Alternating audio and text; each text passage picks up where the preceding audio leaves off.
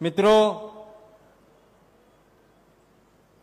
हा पक्षप्रवेशाचा सोहळा या ठिकाणी आता पार पडतोय, पण हा निर्णय घेणं हे एवढं सोपं नव्हतं. कारण ज्या पद्धतीनं या ठिकाणी गेली 60-65 वर्ष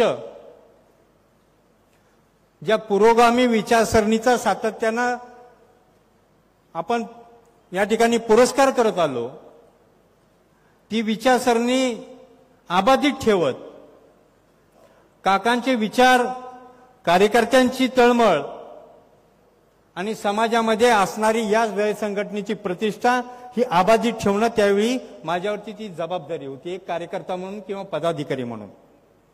त्यामुळे हा निर्णय घेणं एवढं सोपं नव्हतं. या निर्णयाची प्रक्रिया ही त्यावेळी नितीन काका आमच्यामध्ये ज्यावेळी चालू होती, त्यावेळी चव्हाण साहेबांच्या प्रदर्शनाचा हा कालावधी होता. याच ग्राउंडवरती माझी आणि काकांची प्राथमिक त्या ठिकाणी बोलणी दादा या ठिकाणी झालती. ते म्हणले आता परिस्थिती बदलतीये, बदलत्या परिस्थितीमध्ये तुम्हाला सुद्धा आता निर्णय घेऊन समाजाला पुढे घेऊन जाणं हे तुमचं काम आहे. ही जबाबदारी, तुमची नैतिक जबाबदारी ही तुमची आहे. कारण ही संघटना टिकवणं, कारण ज्या माणसांनी ही संघटना वाडीतोडीमध्ये फिरून बांधली, त्यांचे कष्ट हे वाया न जाऊन देण्यासाठी तुम्हाला ते काम करावं लागणार आहे. त्यासाठी काही तुम्हाला निर्णय घेणं अत्यंत गरजेचं आहे. अनेक जणांशी ज्यामध्ये चर्चा झाली, कार्यकर्त्यांबरोबर कार्यकर्त्यांचा दबाव होता की आपल्याला या ठिकाणी जर का विकास कामं करायची असतील आणि संघटनेतल्या कार्यकर्त्याला जर का गावापर्यंत आपल्याला संरक्षण प्राप्त करून द्यायचं असेल, तर आपल्याला सक्षम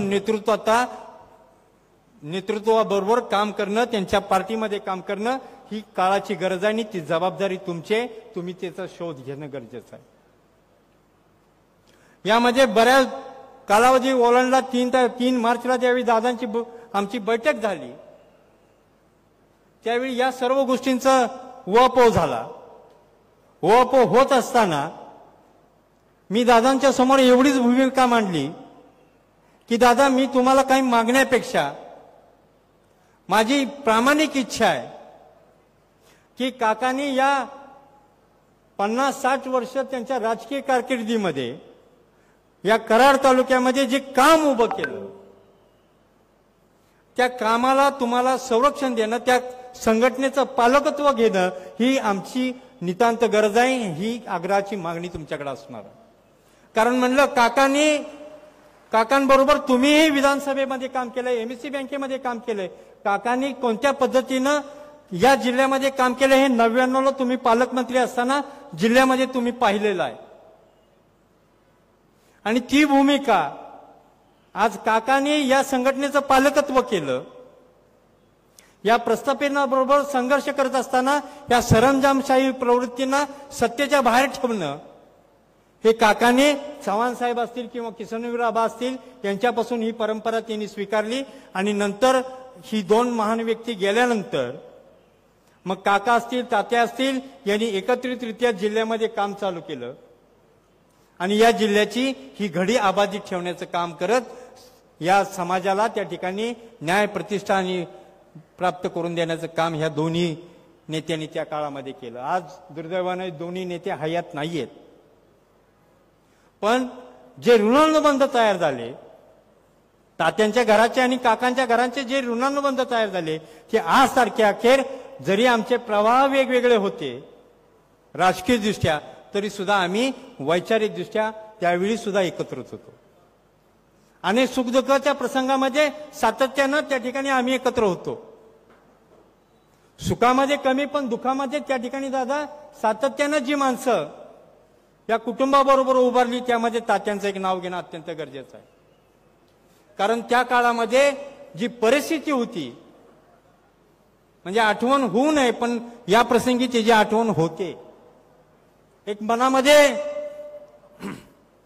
गलबलून येतं की तो काळ, की ज्या काळामध्ये संघटनाही अडचणीत होती आणि संघटनेचे प्रमुख नेते कौटुंबिक दृष्ट्या अडचणीत आणण्याचं काम या सरंजामशाही प्रवृत्तीच्या लोकांनी केलं. आणि त्यावेळी तात्या सातत्यानं काकांच्या समोर काकांबरोबर सातत्यानं खंबीरपणे उभारले ते, हे आवर्जून या ठिकाणी सांगणं काळाची गरज. कारण त्यावेळी मोजकी लोक, फार मोजकी लोक यावेळी त्या प्रसंगामध्ये बरोबर होती. कारण त्यावेळी जी परिस्थिती होती ती फार विषम होती.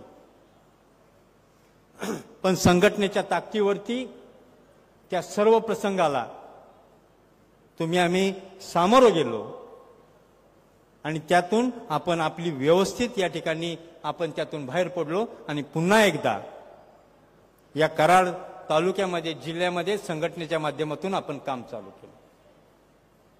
तात्या काकांनी 35 वर्ष या मतदारसंघामध्ये काम करताना या मतदारसंघाची ओळख काकांनी बनवून दिली. पूर्वी या मतदारसंघामध्ये प्यायच्या पाण्याची अडचण होती. या ठिकाणी भाषणामध्ये अनेक वेळा काकांचा उल्लेख असायचा की प्रत्येक गावामध्ये प्यायच्या पाण्याचं एवढं दुर्भिक्ष होतं की उन्हाळ्यामध्ये त्या ठिकाणी नारूसारखे आजार व्हायचे. माणसं पाणी प्यायला मागत नव्हती.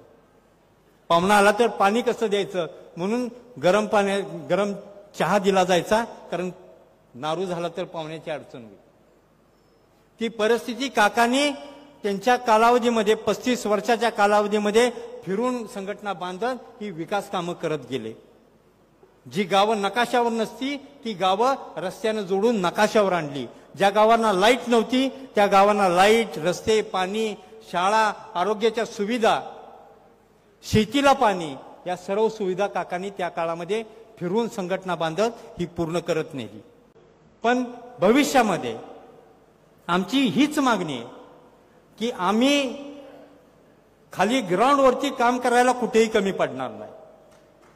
पण आमची जी विकासाची भूक आहे ती मात्र मकरंद आबा असतील, तुम्ही असाल, किंवा नितीन काका असतील, किंवा राष्ट्रवादीचे सर्व नेते मंडळी असतील, यांनी आम्हाला त्याच्यामध्ये साथ देणं ही आमची प्रामुख्याची मागणी असणार आहे. कारण ह्या मागणीवरती, कारण ह्याच गोष्टीवरती आम्ही समाजामध्ये जाऊन या संघटना वाढवू शकतो किंवा राष्ट्रवादी या ठिकाणी आम्ही नव्यानं पुन्हा एकदा या जिल्ह्यामध्ये रुजवू शकतो. कारण काकांनी आणि तात्यांनी या जिल्ह्यामध्ये प्रत्येक गावामध्ये या दोघांचा कार्यकर्ता आजही दादा आम्हाला पाहायला मिळतो. म्हणजे कधी कधी आम्हाला वाटतं की या लोकांनी त्या अत्यंत प्रतिकूल परिस्थितीमध्ये ही माणसं उभी कशी केली. त्या पद्धतीनं या संघटनेतला कार्यकर्ता काकांनी घडवला. आजची जबाबदारी माझ्यावरती आहे. हा कार्यकर्ता सुरक्षित ठेवणं आणि तो पुरोगामी विचारसरणीवरती उभा करणं ही आमची नैतिक जबाबदारी. म्हणून प्रवेश करताना हीच मोठी जबाबदारी होती. निर्णय करताना हाच मोठा प्रश्न होता की जायचं तर कुणाकडे.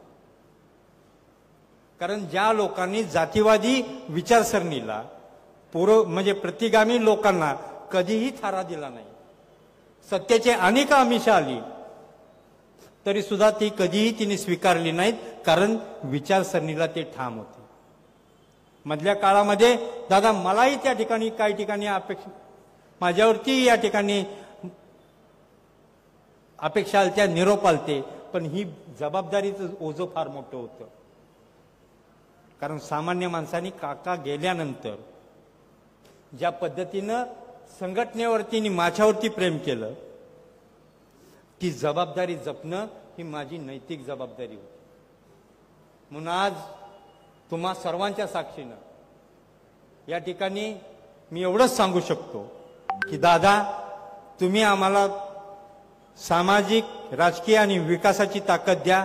निश्चितपणानं मी या ठिकाणी छाती ठोकपणे सांगतो की या जिल्ह्यामध्ये पुन्हा एकदा ज्या पद्धतीचं पुरोगामी विचारसरणीचं वारं होतं ते या ठिकाणी व्हायल्याशिवाय राहणार नाही, एवढीच या ठिकाणी खात्री देतो आणि आपली सर्वांची या ठिकाणी रजा घेतो. या सगळ्या संस्था या चांगल्या पद्धतीनं टिकवण्याचं, वाढवण्याचं काम केलं आणि निश्चितपणानं काकांना जो अभिप्राय आहे तो विचार त्यांनी काकांचा वाढवण्याचं, टिकवण्याचं काम केलं. उदयदादा काँग्रेसमध्ये होते. काँग्रेसमध्ये त्यांना काय मिळालं काय नाही मिळालं मी तिकडे जात नाही, परंतु आज मी त्यांना निश्चितपणानं त्यांचा एक सहकारी म्हणून सांगेन, कारण त्यांचे आमचे संबंध काही राजकीय नाहीत, एक घरगुती घरोब्याचे संबंध आहेत. या भावनेतून मी त्यांना सांगेन की आज तुम्ही जो अजितदादांच्या नेतृत्वाखाली राष्ट्रवादी काँग्रेसमध्ये प्रवेश केलाय, तुम्हाला आयुष्यामध्ये पश्चातापाची वेळ येणार नाही, याची मी 100% खात्री आपल्याला देतो. अजितदादांसारखं उत्तुंग नेतृत्व की उद्याची महाराष्ट्राची 20-25 वर्ष जे महाराष्ट्राचं नेतृत्व करणार आहेत.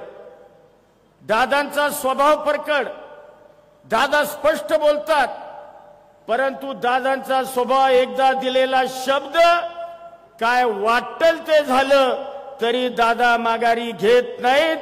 हा त्यांच्या स्वभावाचं वैशिष्ट्य आहे. तुम्ही आमच्या दोघा भावांवरून बघितलंय. मी पहिल्या मंत्रिमंडळात मला त्यांनी ऑफर दिलती, तू कॅबिनेट मंत्री तुला व्हायचंय. मी त्यांना म्हणलं दादा मला माफ करा, मला आत्ता काही तुम्ही आग्रह करू नका, मला मतदारसंघात विचारू द्या. त्यांनी माझी विनंती मान्य केली, परंतु मी नंतर त्यांच्या सोबतच गेलो. परंतु तुम्ही बघितलंय मंत्रिमंडळाचा विस्तार झाला आणि दादांनी मला पुन्हा एकदा कॅबिनेट मंत्री त्या ठिकाणी देऊन माझा नव्हे तर या जिल्ह्याचा, वाई, महाबळेश्वर, खंडाळा या तिन्ही तालुक्यातील सर्वसामान्य लोकांचा सन्मान करण्याचा प्रयत्न केला. नितीनला खासदार केला, वाईत लोकसभेच्या प्रचाराला आले. तुम्हाला खोटं वाटेल, आम्ही म्हणजे त्यांना विचारत, ते माझ्या नंतर त्यांचं भाषण आहे, मी मंत्रीपद मागितलं नव्हतं, आम्ही खासदारकी मागितली नव्हती की बाबा आम्हाला हे द्या, म्हणजे असं बिलकुल नाही. काय त्यांच्या मनामध्ये वाईच्या सभेमध्ये आलं आणि त्यांनी जाहीर करून टाकलं की नितीनला मी येणाऱ्या राज्यसभेची जी उमेदवारी आहे ती नितीनला मी देतो, नितीनला खासदार करतो. आपण बघितलं जिल्ह्यामध्ये जे कधी घडलं नाही ते एका कुटुंबामध्ये मंत्रीपद आणि एका कुटुंबामध्ये खासदारकी, हे फक्त अजित पवारच करू शकतात, एवढं लक्षात ठेवा. आता दादा तुम्ही विश्वासानं आलाय, तुम्ही निश्चिंत राहा.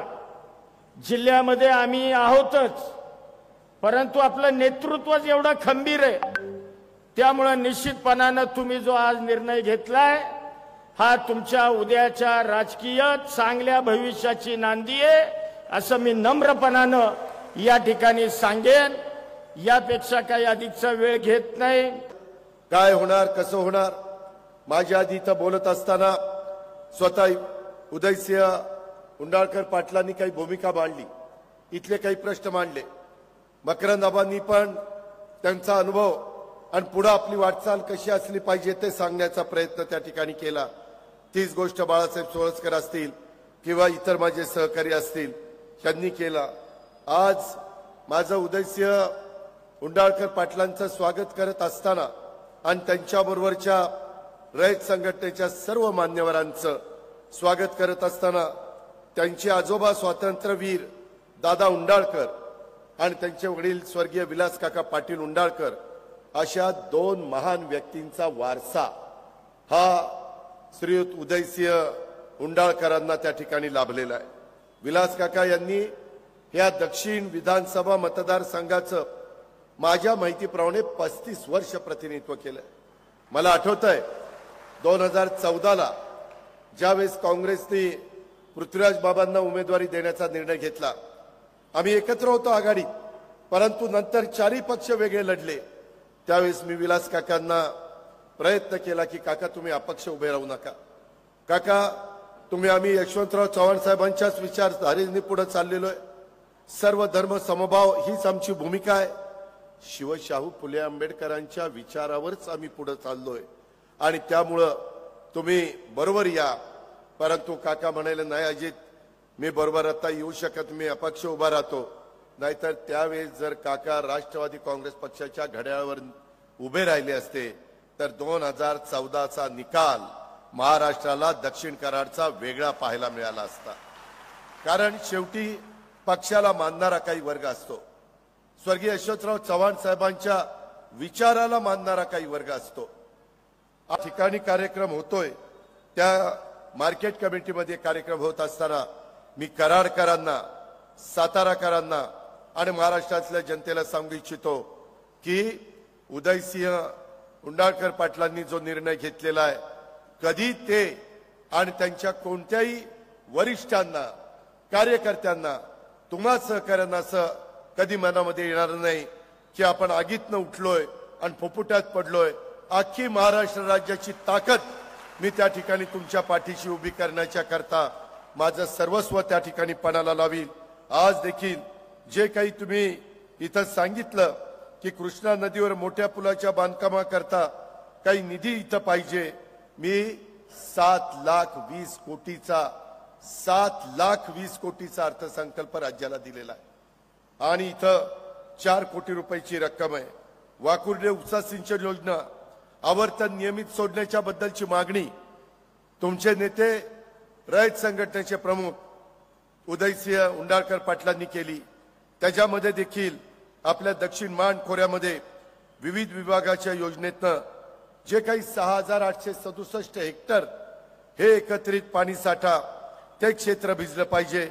वारणा धरणातून आपल्याला अर्धा TMC पाणी त्या ठिकाणी मंजूर आहे आणि या वाकुर्डे योजनेत वंचित भागाला पाईपलाईनद्वारे पाणी मिळण्याच्या करता सर्वेचं काम सुरू आहे.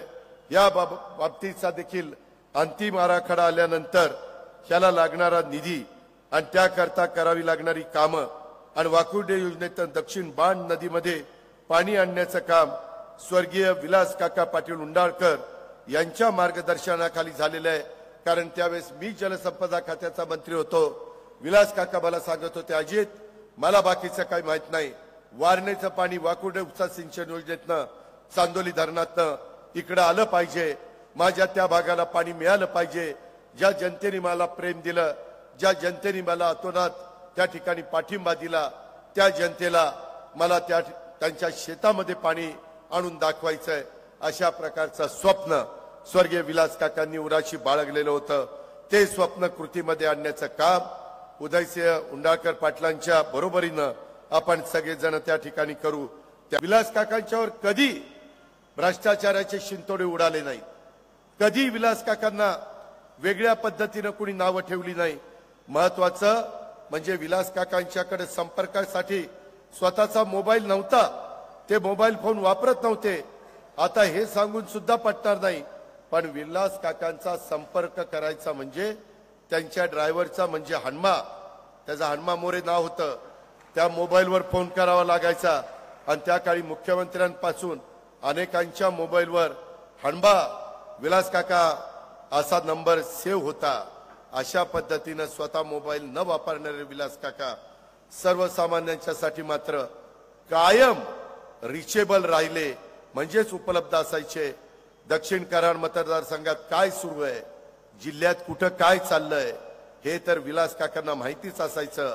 मात्र विलास काकांचं राजकारण असं होतं की विरोधकांच्या गोटात पण काय चाललंय, ते पुढे काय करणार आहेत याची सुद्धा परफेक्ट माहिती विलास काकांना असायची.